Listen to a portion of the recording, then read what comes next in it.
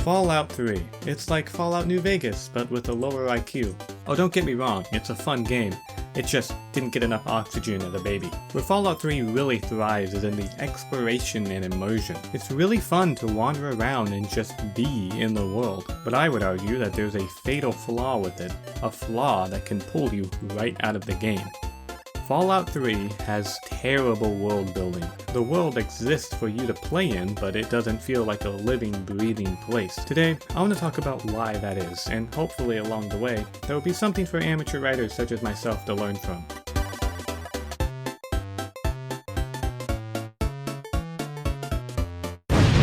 Also, thank you so much for the support on the last video. I'll talk more about that at the end. In my last video, I used this picture to represent me. Well, apparently, this guy is someone named King Henry VIII, and he wasn't exactly the most popular guy. Something to do with killing a couple of wives. So this time, I think I'll use this guy. All I know is that he trolled Japan or something, and hey, don't we all wish we could do that? In Fallout 3, you're born. Thank you for showing me that, Bethesda. I almost forgot that happened to me. You spend the next 30 minutes playing through a segment that shows you growing up with your dad. Obligatory complaint about how long this takes. Then one day, he leaves, so you have to go out into the great unknown wasteland and find him. One of the first towns you come across is a town called Megaton. It's built into a crater and is surrounded by a wall made of old airplane parts. You'll likely notice two things about this little slum. One, that it looks pretty cool, and two, that there's a nuclear bomb sitting in the middle. Hence the name Megaton. The bomb hasn't exploded, but it is also not disarmed. And everyone is just cool with that. They live and sleep in their houses. They shop at the stores and saloon, all while within the immediate annihilation range. Not only do the current residents just ignore the weapon of mass destruction in their front yard, but somebody actually had to build the town there. A group of people, at some point, decided that the area surrounding a nuclear bomb was the perfect place to settle down. Think about it. Everyone should be terrified of nuclear weapons. All they have to do is stick their head out the window to see what those things are capable of. The entire world has been scorched and irradiated. The last thing anyone would want to do is be anywhere near a nuke. From a writing standpoint, this is actually pretty easy to fix. Just make it so no one knows that it's still armed. Maybe the bomb is a tourist attraction and the economy thrives off of tourism. It's not a perfect solution, but hey, it gives the town a reason to exist. Moving on. In world building, logic is crucial. It's logic that helps ground a story and make it feel realistic. It's logic that helps you feel immersed in a world. When you're playing a Bethesda game and the game bugs out of existence, you're reminded that it's all just a game. So when applying simple logic to Megaton, we would expect to find certain things that a town would need. Shelter, businesses, water, food. And there's my problem. There are no crops, no livestock. There is just no food source at all. The vendors sell food, but it's all pre-war packaged food. And there is no way these people have been eating that this whole time. Keep in mind, Fallout 3 takes place around 200 years after the bombs dropped. 200 years is a long time. If you wanted to count that on your fingers, you would need 40 hands. Pre-war food is a finite resource. It's not sustainable. You don't build a town on a box of Cheez-Its. In fact, it's crazy that there's this much food left at all. Did Bethesda just forget that people need food? Are Bethesda employees not human? One more thing. Notice how Megaton is in a crater. A big hole, if you will. Never mind the fact that flat land would be easier to build on. My question is, what happens when it rains? If you don't know, Fallout 3 takes place in Washington, D.C. And it rains there. A decent amount. The District of Columbia gets around 43 inches of rain per year. It doesn't actually rain in the game, but I'm assuming that's a technical issue. This game is running on the Gamebryo engine, and that thing can hardly bear the burden of its own existence without crashing.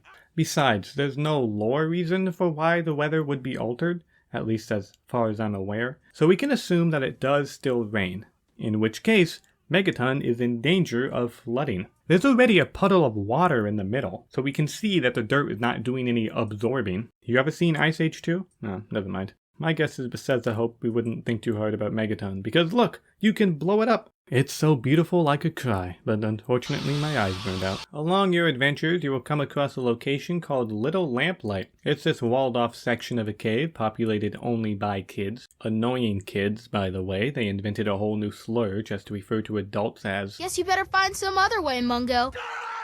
The story goes that before the war, students from an elementary school went on a field trip into the caves. While they were there, the bombs dropped, so the group just stayed. All the teachers and chaperones eventually died or disappeared. There's a vault in the cave, but the door technician refused to let them in. So now the kids of Lamplight hate all adults, because that makes sense. Whenever one of their members turns 18, they are no longer a kid and are kicked out of Little Lamplight. This has been going on for 200 years, which doesn't make sense because at some point this practice would have stopped. The first generation decided that they hate adults, but why would the second generation? Why would any of the following generations hate adults? Also, I imagine that kicking one of your friends out of your society could cause a lot of, grief and anguish. At some point, a generation of kids would just stop banning adults. They would grow up and live normal lives, and Little Lamplight would become just a regular settlement. So, Fallout 3 attempts to explain why there's only kids, but why are there still kids? Where are they coming from? A Minecraft spawner?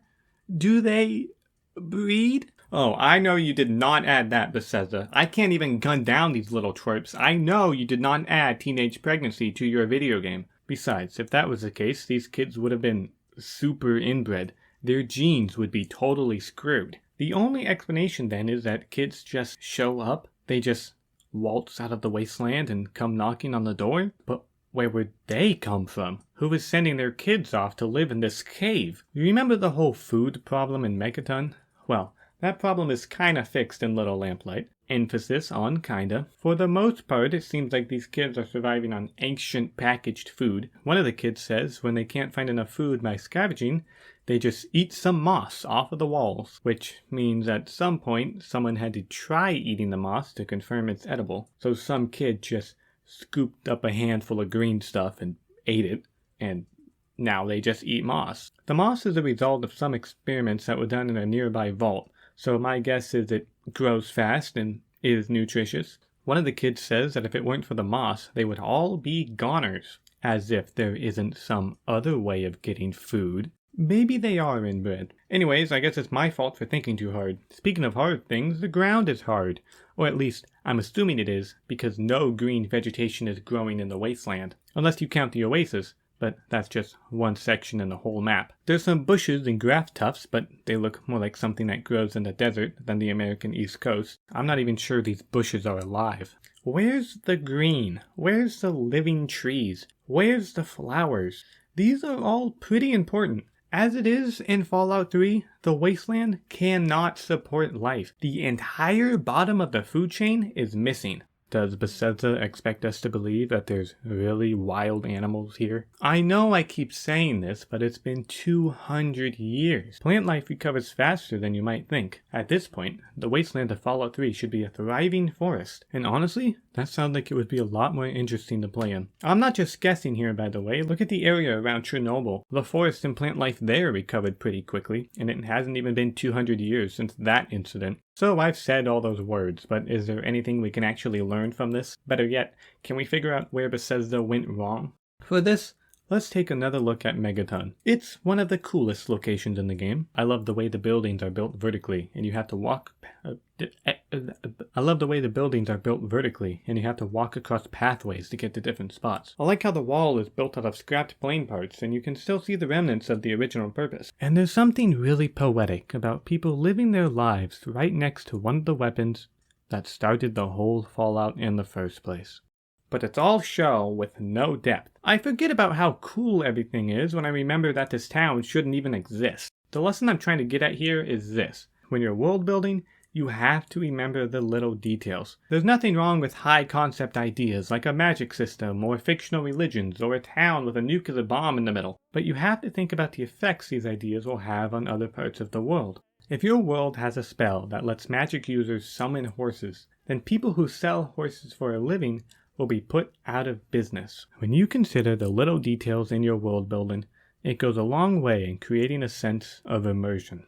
So that's it. That pretty much sums up my problems with Fallout 3's world building. At least Bethesda did a better job with Fallout 4. I mean, kind of a better job. They still have no idea how long 200 years is. But don't worry, I'll teach Todd Howard. All I need is a wizard and a a lot of money. But anyways, now I transition to the part of the video where I say thank you. When I uploaded my Fallout 4 video, I had 10 subscribers. At the time of me recording this, I'm closing in on 2,000, which is insane. It sounds cliche to say things like, "This means so much to me," or "I'm so thankful," but what else am I supposed to say? I am genuinely super grateful for all of the support. So, seriously, thank you to everyone who subscribed. What you didn't know is that I cast an ancient spell over my subscribe button, so now I own your soul. So, thank you for that, and send me Bitcoin. In all seriousness, I would like to have some avenue of communication with my subscribers, so if you're interested, my Twitter will be in the description. I usually just say whatever I think is funny, but I would like to start posting updates and polls. You know, instead of guessing if you guys are going to be interested in a video topic, I can just ask. So yeah, I'm going to keep posting videos, and I'm going to keep trying to improve. So, thank you for watching. I'm Skip, outro or something.